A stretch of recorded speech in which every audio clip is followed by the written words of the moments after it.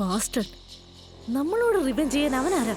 ഇപ്പോഴേ അവൻ എന്താ ചെയ്തതെന്നുള്ളതല്ല പ്രശ്നം, അവൻ എന്ത് ചെയ്തു എന്നുള്ളതാ പ്രശ്നം. ഇനി എന്തൊക്കെയാ ചെയ്യാൻ പോകുന്നു എന്നുള്ളതാ പ്രശ്നം. കണ്ണിൽ കാണാൻ പറ്റാത്ത ഒരു ശത്രു ഉണ്ടെന്നുള്ള കാര്യം ഇവിടെ പെമ്പിള്ളേർക്കൊന്നും അറിയില്ല. സ്വാമി പറഞ്ഞത് നീയും കേട്ടതല്ലേ, അവന്റെ ടാർഗറ്റ് നമ്മള് മാത്രമല്ല. അവൻ ആരടി നമ്മളെ ടാർഗറ്റ് ചെയ്യാൻ? ഇന്ന് നമ്മൾ ഇടുന്ന ടാർഗറ്റിലെ അവൻ രക്ഷപ്പെടാനേ പാടില്ല. അളിയ, ഒന്ന് സ്വിഗ്ഗി ഓഫർ, ഒന്ന് സൊമാറ്റോ ഓഫർ. അപ്പോ അതോ? അത് ഓഫർ അല്ല അളിയ, സൂപ്പർ.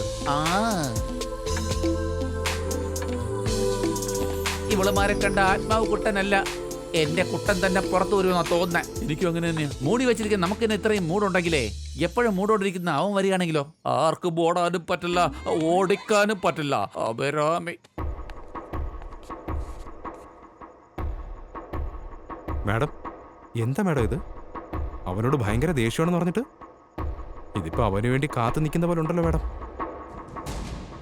ആരുടെ അടുത്ത് എന്ത് കളി കളിക്കണോ ആ കളി നമ്മൾ കളിച്ചിരിക്കണം.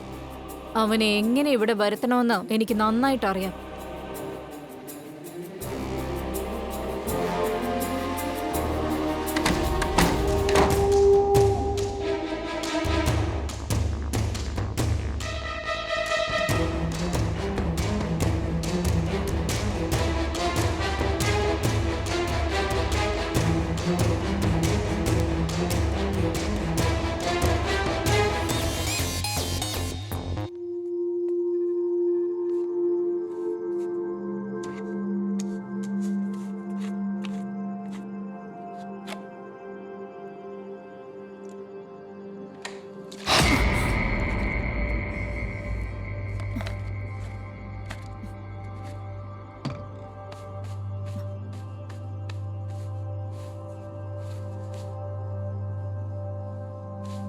ഞാൻ പറയുന്നോണ്ടൊന്നും വിചാരിക്കരുത്, നമ്മള് വലിയ പോലീസ് ആയിരുന്നാലും നമുക്കും ഓരോ ഫീലിങ്സ് ഒക്കെ ഉണ്ടല്ലോ മാഡം.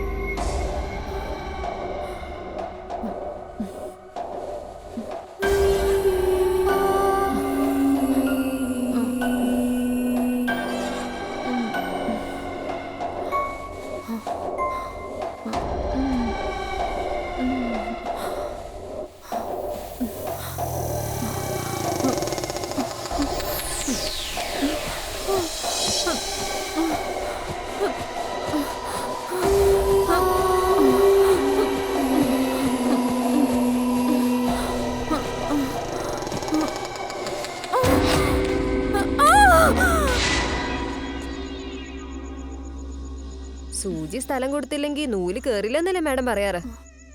പാവം, അവരൊരു സ്ത്രീയല്ലേ. അയ്യോ, പ്രശ്നം എന്താ തോന്നുന്നേ? ഇതാണെങ്കിൽ ഓഫ് ആവുന്നില്ലല്ലോ. എന്താ അത്? മാഡം നോക്കട്ടെ. ഇതിനെല്ലാം ആരാണ് കാരണം?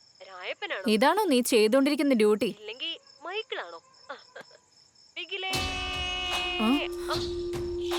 ഇതാരാ പുറകിൽ ക്രോസ് ചെയ്യുന്നേ? മാർക്ക്, ഈ ഫോട്ടോ എല്ലാ സ്റ്റേഷനിലേക്ക് ഫോർവേഡ് ചെയ്ത് അവൻ എവിടെയുണ്ടെങ്കിലും ഉടനെ പൊക്കാൻ പറ. Okay madam. ആളാരാന്ന് പറഞ്ഞാ മതി.